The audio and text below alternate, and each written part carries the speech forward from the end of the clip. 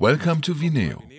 I'm André Schlepphorst, and today I would like to present our new skirting board range to you, together with the correct way to install it with our clip system, of course.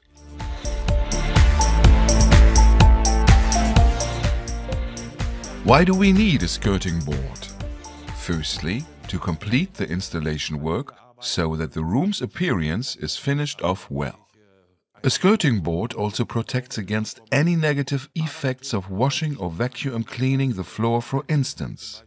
It ensures that the paintwork, wallpaper or painted walls are not damaged. The skirting board also ensures that no moisture runs behind the floor covering when it's washed. We'll start with our Unity skirting, which is available in a height of 60 mm. The advantage is that it's available for all Vineo flooring in a matching decor. Carrying on, the current trend is towards white. This is our contrast skirting, which is also available in a height of 60 mm. This is our skirting for damp areas, the waterproof skirting. But we have other designs too. This is our classic skirting, which is 80 mm high. Then comes our design skirting with elegant stripping. And to finish, the 80 mm and 100 mm hamburger skirting, which suits spacious rooms very well in both old and new buildings. The clip system is available for every type of skirting. The good thing about this clip system is that the same system can be used with all our skirting. In addition, for example, for craftspeople who don't install skirting boards every day, we have end caps, connectors for the join, where two skirting boards meet, internal corners and our external corners. In the next step, I'd like to show you how to install our skirting boards perfectly.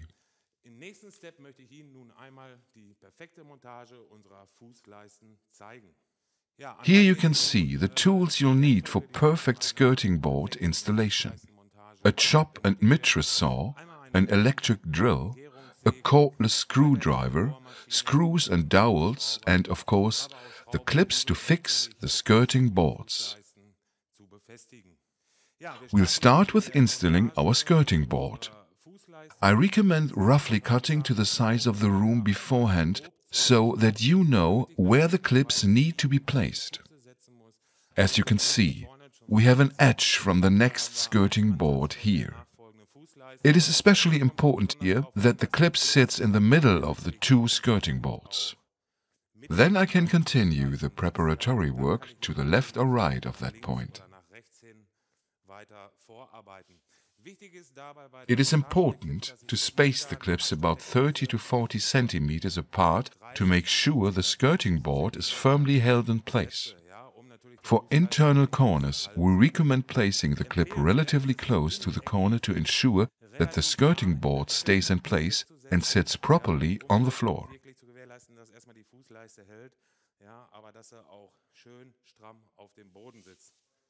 Now we come to fixing the clips. I take a pencil and mark the spot in the middle drill hole. It is important that the clips are touching the floor and aren't further up the wall. That can lead to the floor's expansion and contraction behavior being disturbed. So please always mount them directly over the floor. Now we start fixing the mounting clips.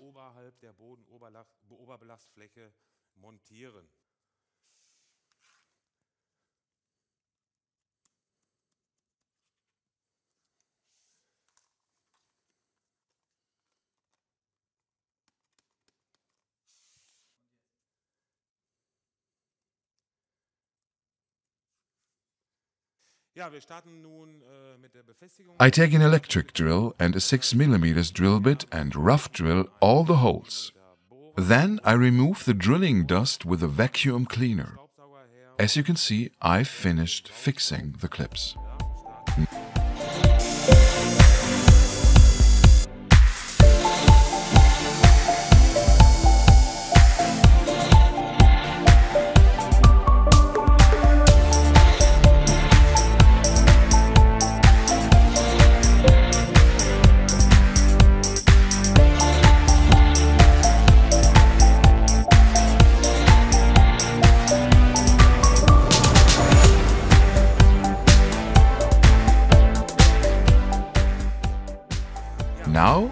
we install the skirting board. With this method, it is relatively easy to put the skirting in place because we have prefabricated corners. In this case, I don't need a miter cut. I can just place them so they are touching without tension in the corner. I even have a clearance of about 4 to 5 millimeters with the end caps. If a piece of skirting comes out a little shorter during the cutting, that's no problem either. Nobody will be able to see a gap later. I'll demonstrate that to you now. You can see that the back of the skirting board is milled out so that it fits perfectly on the clip. It only needs to be clicked on evenly with a light pressure and I have a perfectly mounted skirting board.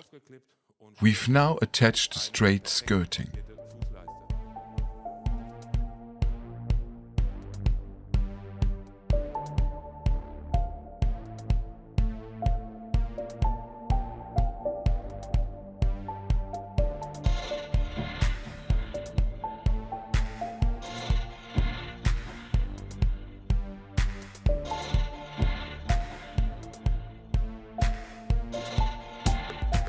But naturally, we also have some internal and external corners. I now show you how to mark the skirting board so that this work is done perfectly too and the skirting board is neatly installed. I take the skirting board in its unworked state. In other words, it hasn't been clicked in place yet.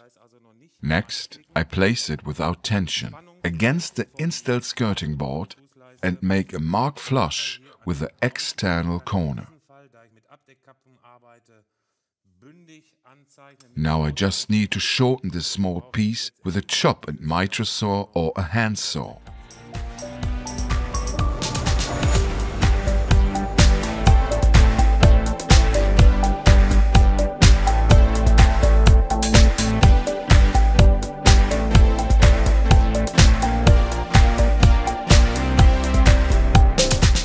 As you can see, the skirting boards are in place.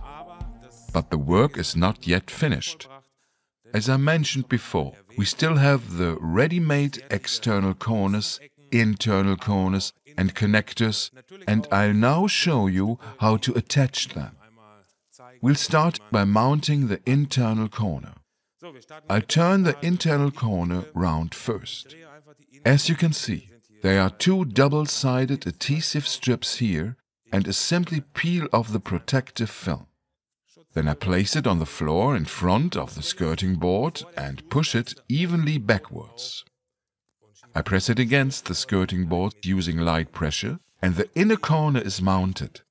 Not only does it look neat and tidy, but it also has other advantages. No moisture can get in, for instance, and the skirting board won't swell.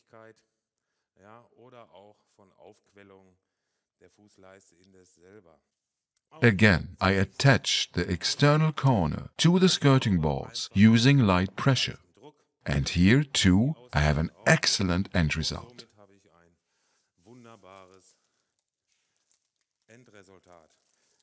Of course, we also have our connectors for where two skirting boards touch. Here too, we first remove the protective film, put the connector in place and apply light pressure to it. Done!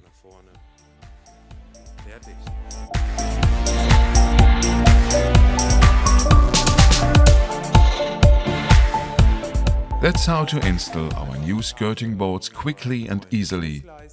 In the next video, I'd like to teach you a different installation technique. Speak to you soon. Have fun with Veneo in the meantime. Best wishes from André.